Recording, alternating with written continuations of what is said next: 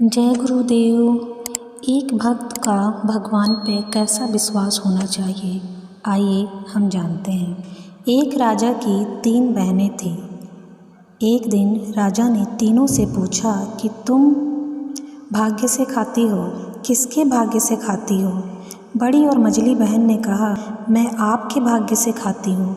छोटी ने उत्तर दिया कि मैं अपने भाग्य से खाती हूँ और ईश्वर के सिवा कोई किसी को भोजन नहीं देता। राजा ने कहा, मैं दूंगा तेरे ईश्वर को। राजा ने अपनी बड़ी बहन का विवाह एक बड़े महाराजा से कर दिया।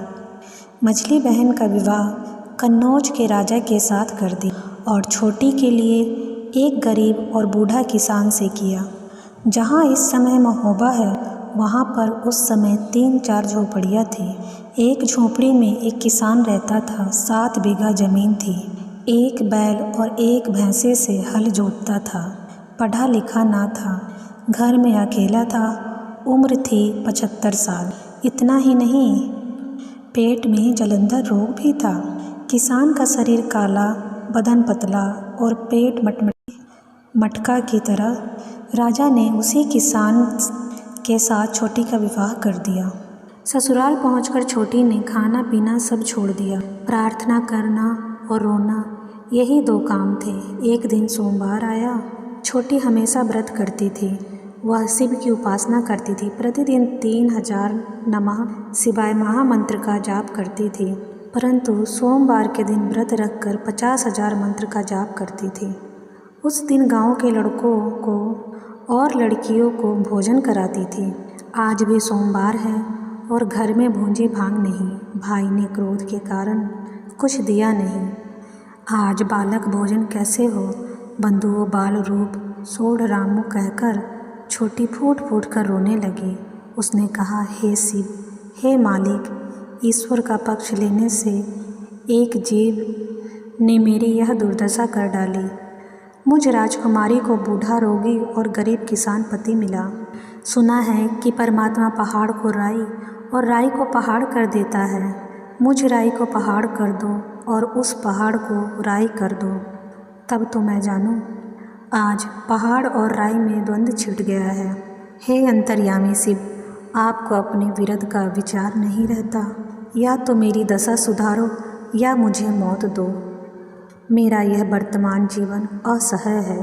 प्रार्थना करते करते मलना मूर्छित हो गई। उसने सपना सा देखा कि भगवान शिव जी ने हुक्म दिया, आज रात भर जागना। सोमवार की रात थी। दिन भर की भूखी प्यासी और दिन भर की रोती हुई छोटी रात्रि जागरण के लिए बैठी थी। छोटी अपने हाथ में सुई लिए थी। आलस आया नहीं और उसने सुई अपने शरीर में चुभोई नहीं। महादेव के आदेश को पूरा करने के लिए आज वह रात भर जागेगी। धीरे धीरे आधी रात तक समय आया। सारा संसार सो रहा था, पर दुख की मारी छोटी जाग रही थी। पशु पक्षी और वृक्ष तक सो रहे थे, पर छोटी को सोना भी नसीब न था। सच बात कहने के अपराध पर भाई ने बहन को नरक में ढकेल दिया था। खुशामद ना करने के कारण एक भाई ने अपनी बहन को वह दुख दिया कि जो दुश्मन भी दुश्मन को नहीं दे सकता था। झोपड़ी के पास एक आम का वृक्ष था। चांदनी रात थी। वृक्ष की चोटी पर एक काग बैठा था और वृक्ष की जड़ पर एक काला सांप बैठा था। दोनों में बातचीत शुरू हुई। छोटी के हृदय में साक्षात शिवजी प्रकट हुए। मानो किसी ने भीतर कहा, सांप और काग की बात सुनना। छोटी ने उत्तर दिया, मैं उनकी भाषा नहीं समझती।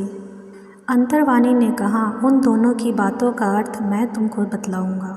अगर इस बातचीत के अनुसार काम करोगी तो तुम्हारा समस्त क्लेश दूर हो जाएगा। छोटी सावधान होकर बैठ गई। सांप ने काग से जो बात कही और सांप ने काग ने जो बात कही, उसका अर्थ भगवान भोलेनाथ ने इस प्रकार से छोटी को समझाया। सांप ने काग से कहा, सारा संसार सो रहा है, तुम्हारा गुणगान सुनने वाला कोई नहीं है।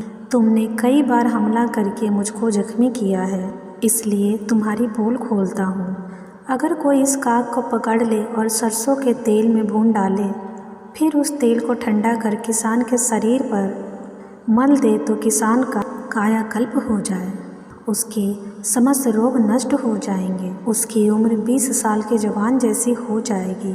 वह इस समय जितना बदसूरत है उस समय वह उतना ही खूबसूरत हो जाएगा। इस कागकल्प से वह किसान राजकुमार जैसा दाम्पत्यमान हो जाएगा। काग ने कहा, सारा संसार सो रहा है, तेरा गुणगान सुनने वाला कोई नहीं है। तूने हमारे सब अंडे खा लिए, इसलिए मैंने हमले किए। मेरी तेरी पुरानी दुश्मनी है, इसलिए आज तेरी पोल खोलता हूँ। अगर कोई गर्म तेल में इस सांप की धामी भर दे तो यह मर कर बाहर निकल जाएगा। इसके बाद उसके घर को 5 हाथ गहरा खुदवा डाले तो उसको पारस मिल जाएगा। जब वह पारस पा जाएगा तब खुद ही सम्राट हो जाएगा। सुबह होते ही छोटी ने चिड़ी मारों को बुलाया। आम के वृक्ष पर जाल लगाया गया और वह काग पकड़ा गया। गरम तेल में उस काग को भूना गया और वह तेल किसान के अंगों पर लगाया गया। सचमुच कायाकल्प हो गया। किसान इतने सुंदर हो गए कि दूसरे इंद्र से लगने लगे। उसके बाद 10 मन तेल औटाया गया और सांप की वामी में भरा गया। जल भूनकर सांप बाहर निकला और मर गया। उस जगह खुदाई की गई तो एक श्वेत सी मूर्ति निकली। छोटी ने स्नान किया और उस पत्थर को ठाकुर जी के पास रख दिया। एक लोहे की कील उस पत्थर से छुआई तो वह सोने की कील हो गई। वही पारस था। अब क्या था, सारा रंग पलट गया। कल जो मजदूर था आज उसके दरवाजे पर हजारों मजदूर काम करने के लिए खड़े हैं। कल जो झोपड़ी में रहता था आज वही महल बन रहा है। किसान ने कहा, मेरे घर में साक्षात लक्ष्मी जी ने प्रवेश किया है। खुद अपने हाथों से नगर की नींव रखी।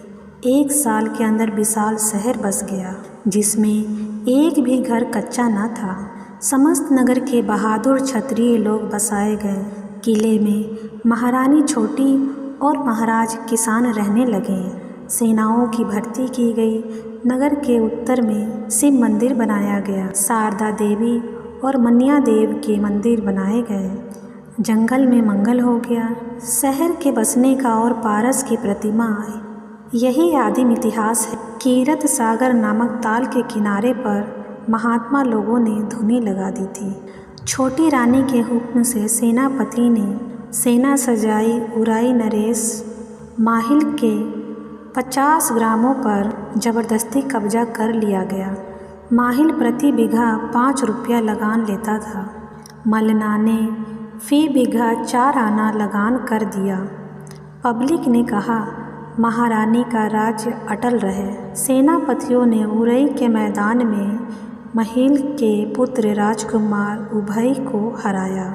उसके बाद माहिल गिरफ्तार हुए और छोटी के सामने लाए गए। छोटी आज राई को पहाड़ कर दिया गया और पहाड़ को राई कर दिया गया। मालिन की भुजाएं बहुत बड़ी है। मालिन के खेल बड़े विचित्र हैं। राखन हार जो 4 भुजा तो कहा करी हैं 2 हाथ बिचारे। क्यों राजन, छोटी को भोजन माहिल देता है या ईश्वर? माहिल, ईश्वर ही सबको भोजन देता है। मलना, तुम तो कहते थे कि मैं तुम्हारे ईश्वर को देखूंगा, सो तुमने मेरे ईश्वर को देख लिया या नहीं? माहिल ने कहा, देख लिया, खूब देख लिया। मलना रानी ने भाई माहिल की हथकड़ी खुला दी और उनको उरई भेज दिया। उसके बाद महारानी मलना ने 52 किले फतह किए और अपने पुत्र ब्रह्मा का विवाह भारत सम्राट पृथ्वीराज की लड़की बेला के साथ किया। जहाँ ईश्वर के प्रति सच्ची श्रद्धा और विश्वास होता है, ईश्वर सदैव उसके साथ रहते हैं, उसकी हर संकट से उसको निकालते हैं और हमेशा इस चीज़ का एहसास दिलाते हैं कि वो हमेशा उसके साथ हैं। वो कभी भी उसे अकेला नहीं छोड़ते हैं, हर सुख दुख में उसकी मदद करते हैं। इसके लिए सच्चा विश्वास और निस्वार्थ भक्ति होनी चाहिए ईश्वर के प्रति।